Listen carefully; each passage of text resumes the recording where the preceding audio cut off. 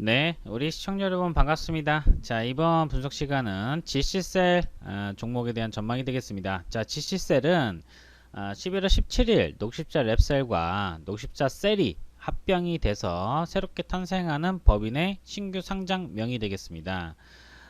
그리고 녹십자 셀은 과거에 이노셀이라고 했던 종목이었었고요. 예전에는 상당히 좀 등락이 많았던 종목이긴 하지만 대기업 쪽에 편입이 되면서 안정적인 매출 성장세, 이 두 모든 종목이 이어나가고 있다라고 보시면 될 것 같은데, 두 종목이 합병되고 그 다음에 녹십자 셀은 상장 폐지가 되고 녹십자 셀이 GC셀로 바뀌면서 GC셀로 주권이 들어온 것을 확인하실 수가 있을 것입니다. 그래서 이런 변경 상장이 이루어지게 되면 일단은 수급적인 부담감은 다소 나올 수가 있겠지만 그간의 합병에 따른 물량 부담감들 해소가 될 수 있다는 것인데요. 일봉 차트 한번 살펴보도록 하겠습니다. 일봉 차트 선상에서는 오늘자에 하락세가 나왔어요. 오늘 하락세가 나왔는데 오늘 같은 경우는 사실 그 프로그램 매도 매물이 한 2만 주 정도가량 나왔어요. 2만 4천 주, 2만 주 이렇게 많이 나왔는데 네, 장중에는 2만 7천 주까지도 막 가고 그랬었어요.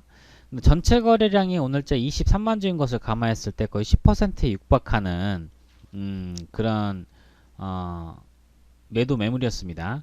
그래서 이게 이제 뭐 다시금 뭐 회복하면은 괜찮은데 시간별 순매수로만 놓고 본다라고 하게 되면 그래도 뭐 많이 준 것은 아니고요. 이미 녹십자 셀과의 합병에 따른 기대감에 따라서 올라는 가는데 근데 한 가지 주목해 볼 만한 부분이 있습니다. 어떤 게 있냐면 일단 기업의 실적하고 모멘텀 측면에서 봤을 때 얘가 이 종목이 3분기 때는 사상 최대 실적을 기록을 했어요. 이미 상반기 때 플러스 3분기까지 해서 작년도 실적 수준까지 도달을 했고 이 3분기 동안에 한 150억 정도가량 영업이익을 달성했기 때문에 큰 문제는 없다. 사상 최대 매출은 확실시 되고 있어요. 근데 이런 흐름들이 녹십자 셀도 마찬가지예요. 녹십자 셀 같은 경우도 무난한 실적 흐름들 이어지고 있고 합병을 통해서 조직에 대한 효율화, 그 다음에 녹십자 셀이 갖고 있었던 어떤 그 연구에 대한 인력들 합병이 된다라고 하게 되면 오히려 시너지 효과가 기대가 될 수 있을 것 같고요. 비용에 대한 축소라든지 이런 부분들까지 감안했을 때는 충분히 추가적인 상승도 가능하다라고 봐주시면 될 것 같습니다. 비록 거래가 정지돼 있지만 11월 17일은 풀려날 수가 있겠죠. 그리고 뭐 R&D 모멘텀 모두 기대가 된다 뭐 여러가지 이슈가 있을 수 있겠습니다만은 일단 녹십세 랩셀만 넣고 본다라고 하게 되면 시가총액은 조금 차이가 있죠. 투자자발 매매 동향 보시겠습니다. 투자자발 매매 동향 보시게 되면 그 연기금 쪽에서 계속적인 순매수 러브콜을 보내주고 있어요. 일반적으로 변경 상장에 따라서 가지고 있던 주권에 대한 가치가 훼손이 될 것 같으면 미리 매도합니다. 그런데 오늘 같은 경우는 비록 외국인 기관들이 매도 매물이 나오긴 했습니다만 전체적으로 한 달여가량에만 놓고 본다라고 하게 되면 오히려 외국인 기관들의 동반 순매수세가 들어갔었던 그런 종목이에요. 내일까지 이어질 수 있을지는 미지수이긴 하지만 최근에 주가지수 반등에 따라서 개인들은 매도를 하다가 하락한 이후에 다시금 주가를 주식을 좀 주워 담고 있는 양상입니다. 뭐 매도 거래량은 많이 나오진 않았어요. 그런데 이 종목 같은 경우에 다시금 변경 상장이 됐을 때는 월봉에 대한 흐름만 놓고 본다라고 하게 되면 월봉에 대한 단기 추세라인 구간대가 이런 식으로 살짝 돌파가 나왔습니다. 이번 달에. 그래서 못해도 상단부에는 라인 구간대까지 상단부에는 라인 구간대까지 이 선까지는 이 정도 선 캔들 몸통의 고점 13만원대 이상까지는 한번 갈 수 있는 자리는 충분히 열려 있다. 이렇게 보셔야 돼요. 오히려 고가를 뚫고 올라갈 가능성이 높습니다. 다만 변경 상장에 따라서 단기 등락은 나올 수 있겠고요. 추세적인 상승은 이어질 것으로 보고 있습니다. 그래서 이 길 또는 다음 날에도 앞으로도 쭉 주가에 대한 수급 모멘텀들 자체가 죽었다라고 보기는 어렵기 때문에 GC셀로 변경이 되고 난 다음에 헷갈려 하지 마시고 이러한 성장세에 따라서 또는 변경 상장이 되고 나서는 일반적으로 그 어떤 기술적인 아니 회계상에서는 아니면 뭐 기업 사명 변경이라든지 아니면 합병이라든지 이런 모멘텀 일어날 때 당시에 이게 올라가고 있으면은 그 상장이 되고 난 다음에 또 떨어지는 경우가 많고 무상 증자라든지 이런 경우에도 마찬가지예요. 무상 증자라든지 이런 경우에도 한번 올라갔다가 한 템포 쉬어주는 척 하겠지만 그게 하락이 또 시작이 되는 종목이 될 수가 있어요.